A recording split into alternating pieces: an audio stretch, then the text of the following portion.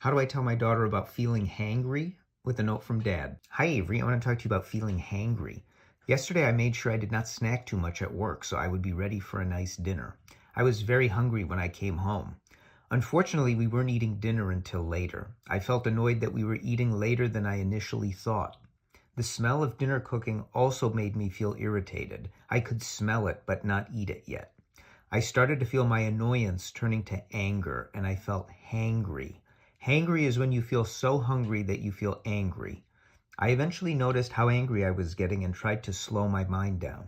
I remembered that I have plenty of food to eat, Mom cooks us delicious food, and not everyone has those same luxuries. Once I started to observe my thoughts and see if they serve me well, my resentment and entitlement started to change to gratitude and appreciation. We have different feelings which come up every day. It is a good practice to ask ourselves if these feelings are making us miserable or if they are serving us. Learning to be aware of my feelings and emotions is something I have to practice every day. The better I get at being loving, kind, and patient with myself, the easier life gets. I love you. Love, Dad.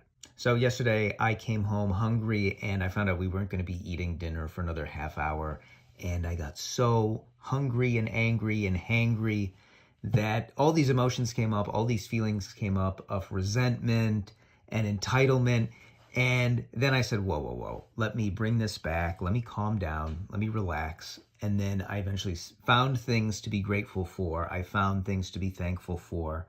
And then things started to move in the right direction finally. So I knew I wanted to write my daughter a note about that because it's important that we know our emotions, we feel them, but we don't let them run the show. And it's something that I'm still working on. I'm going to have to keep working on it for a while. And I want her to know that that's something that's a very good skill to have, to be aware of yourself and how to manage your emotions. So I hope you enjoyed that note. I hope she enjoys it when I read it to her tonight before bed. And that is today's note from Dad.